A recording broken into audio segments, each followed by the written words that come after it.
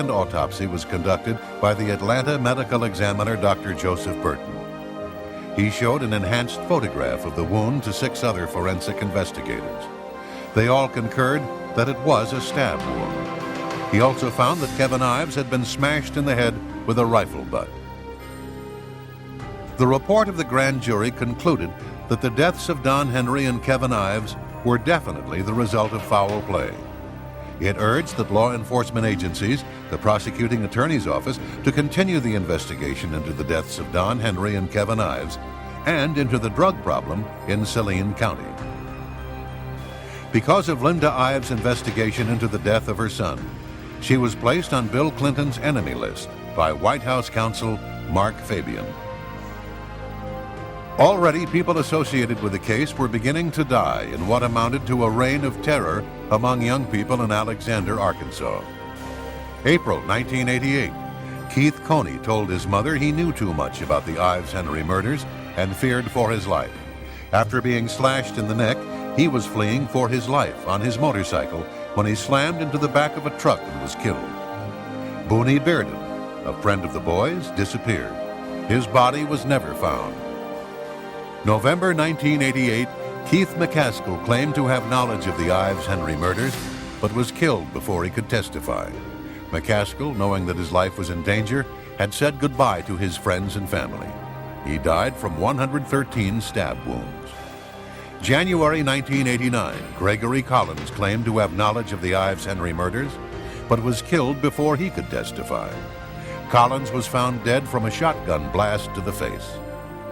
April 1989, Jeff Rhodes claimed to have knowledge of the Ives-Henry murders, but was killed before he could testify. His body was found in the city dump, dead of a gunshot wound to the head. July 1989, Richard Winters claimed to have knowledge of the Ives-Henry murders, but was killed before he could testify. Winters was silenced by a blast from a sawed-off shotgun. June 1990, Jordan Kettleson claimed to have information on the Ives-Henry murders, but was killed before he could testify. He died from a shotgun blast to the head. To date, no arrests have been made in regard to these murders. Arkansas's medical examiner ruled the death of 2 teenage boys an accident, while several forensic investigators and a grand jury concluded they were murdered. But this was not the first nor the last time that Fahmy Malek's rulings would cause controversy.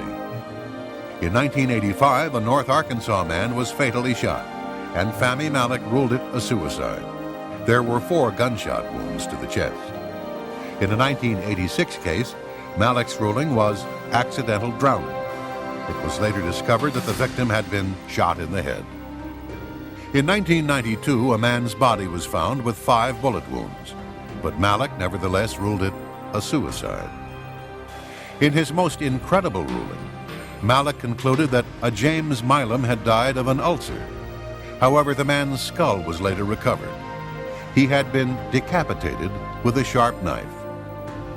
That Malek survived in Arkansas is a testament to Clinton's power.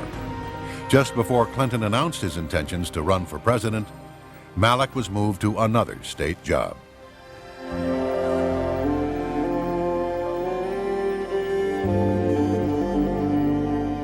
Union boss Arthur Coya has managed to build a political alliance with the Clinton administration. He attended the White House regularly to share breakfast with the First Lady and flew with Clinton on Air Force One. Even as Coya and the president gave each other gifts, such as expensive golf clubs, the Justice Department was filing a civil suit against Coya. It charged that he and his co-conspirators employed actual and threatened force, violence, and fear of physical and economic injury to create a climate of intimidation and fear. Members were intimidated into silence by violence, economic coercion, and by the known ties of local and international union officials with organized crime. Within days after a draft of the suit was delivered to Coya, President Clinton sent him 2 personal letters. One thanked Coya for his support of Democratic candidates, and another promised to share Coya's views on labor with Labor Secretary Robert Reich.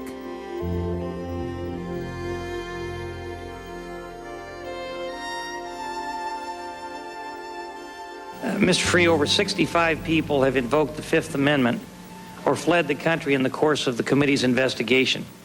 Have you ever experienced so many unavailable witnesses in any matter in which you've prosecuted or in which you've been involved? Actually, I have. You have? Give me a rundown on that real quickly. I spent about 16 years doing organized crime cases in New York City, and many people were frequently unavailable. So was that the only time you experienced something like that? Went on for quite a while. So the only time that you experienced anything like this was when you were investigating an organized crime syndicate?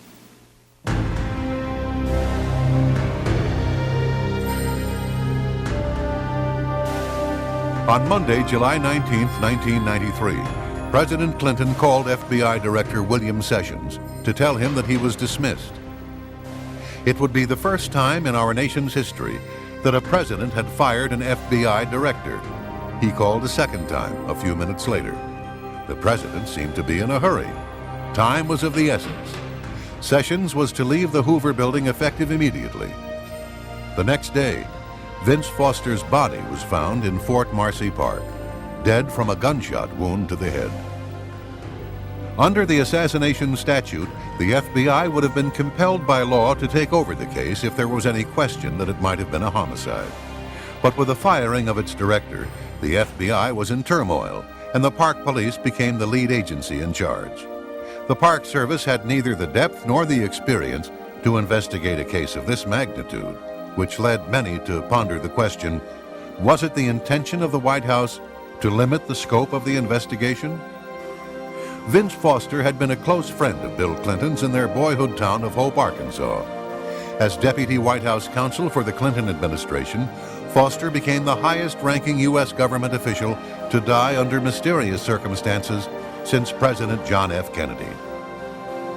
He, more than anyone else, knew the financial secrets of both the campaign of 1992 and the Clinton presidency, just as he knew the secrets of the Rose Law Firm and of Hillary Rodham Clinton's business and financial dealings over the previous decade, dealings that would become the subject of numerous investigations.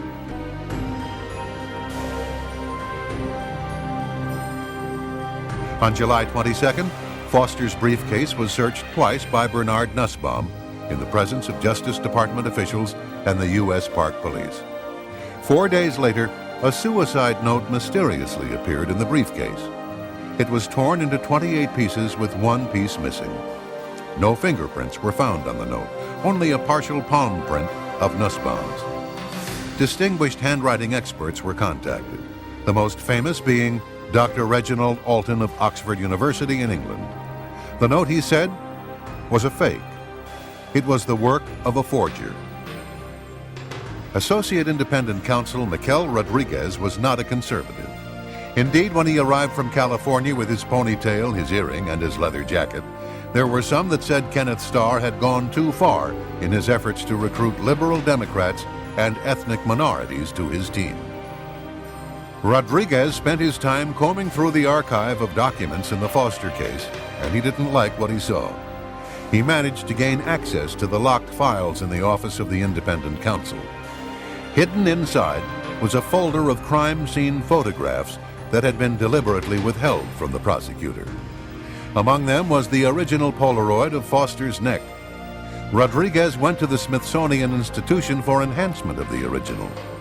The blow-up photo revealed a dime-sized wound on the right side of Foster's neck, suggesting a gunshot fired at point-blank range into the flesh. The medical examiner at the scene was Dr. Hout.